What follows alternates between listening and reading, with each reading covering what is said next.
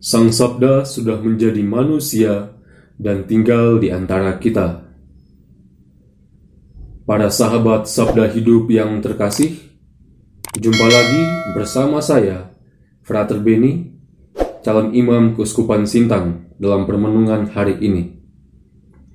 Hari ini, permenungan kita akan diambil dari Injil Matius, bab 13, ayat 36 sampai dengan 43. Mari kita siapkan hati untuk mendengarkan sabda Tuhan.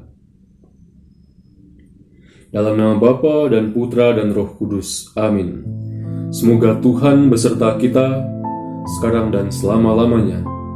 Inilah Injil Yesus Kristus menurut Matius. Dimuliakanlah Tuhan. Maka Yesus pun meninggalkan orang banyak itu lalu pulang. Murid-muridnya datang dan berkata kepadanya, "Jelaskanlah kepada kami perumpamaan tentang lalang di ladang itu."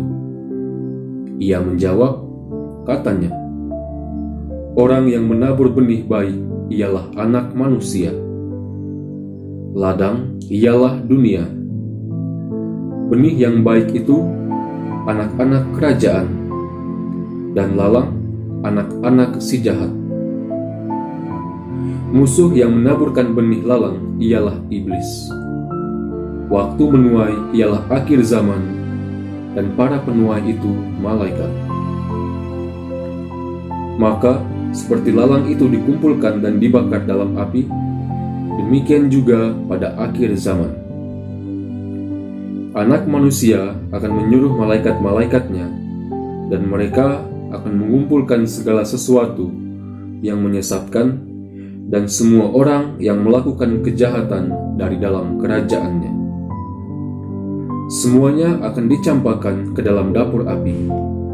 Di sanalah akan terdapat ratapan dan kertakan gigi.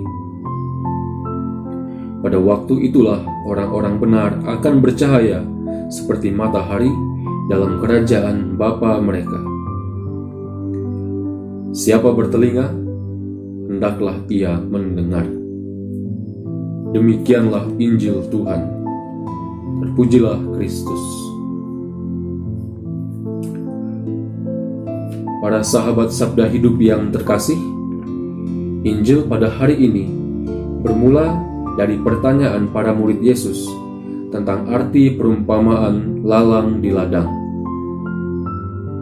Lalang dan gandum dibiarkan tumbuh bersamaan hingga pada hari menuai, keduanya akan dipisahkan satu dengan yang lain.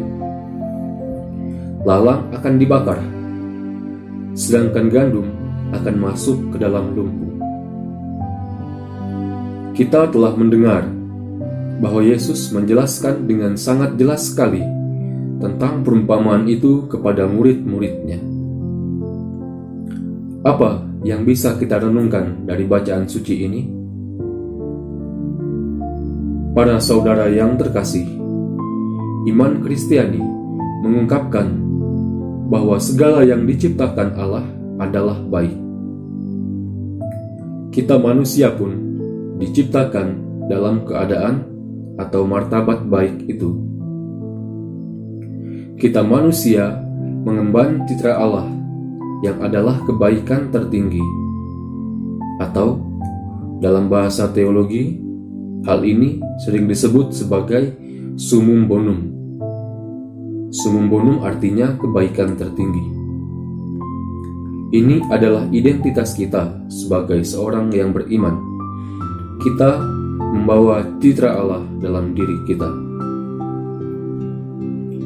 Dengan kesadaran bahwa identitas diri kita adalah citra Allah, membantu kita untuk lebih memahami Injil pada hari ini.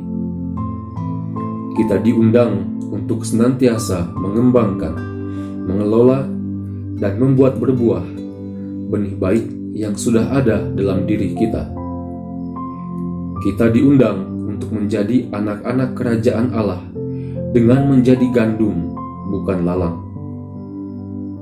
Dalam konteks masyarakat zaman Yesus hidup, gandum merupakan makanan mereka, atau mungkin saja menjadi makanan pokok. Dengan undangan menjadi anak-anak kerajaan Allah seperti gandum yang layak untuk disimpan di dalam lumbung Tuhan, yakni kerajaan Allah, dan bisa berbuah bagi sesama. Singkat kata, martabat baik yang kita emban dalam diri kita akan selalu mempunyai dampak yang baik juga bagi sesama kita apabila kita berhasil mengelola, mengembangkan, dan membuatnya berbuah. Para saudara yang terkasih, Injil pada hari ini juga memberikan kepada kita tentang gambaran eskatologi atau gambaran mengenai akhir zaman nanti. Dengan menjadi gandum, kita akan disimpan di dalam lumbung Allah, yakni kerajaan-Nya. Dan apabila kita menjadi lalang, kita akan dibuang dan akan dicampakkan ke dalam dapur api. Para saudara yang terkasih, mari kita, orang beriman, menjadi gandum yang layak untuk disimpan di dalam lumbung Allah. Semoga Allah yang Maha Kuasa mengasihani kita, melindungi kita terhadap dosa, dan mengantar kita ke hidup yang kekal. Amin. Dalam nama Bapa dan Putra dan Roh Kudus. Amin.